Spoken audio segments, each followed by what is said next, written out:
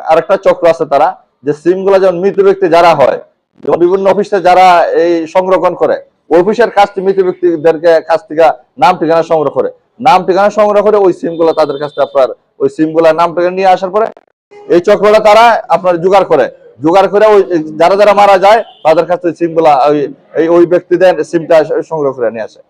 এখানে বিভিন্ন সরকারি দপ্তরে থাকতে পারে নাম ঠিকানা যারা থাকে, এরা তো সম্পূর্ণ নকলি করে, জাল করে আসতেছে। তারা সিম নিজে বানায়, নিজে সিম নাম্বার দেয় এবং সিমটার 15 দিন মেয়াদ থাকে, প্রতারণা করে আর সিমের কোন তথ্য পাওয়া যায় না। প্রাথমিক যাচ্ছে তারা 1 বছর ধরে এই কার্যক্রম তারা পরিচালনা করে আসতেছে এবং দেখা যাচ্ছে যারা হায়ার শিক্ষিত ছেলে পেলে এগুলা যেগুলা কাজগুলো করতেছে তারা পলিটেকনিক্যাল ইঞ্জিনিয়ারিং স্টুডেন্ট।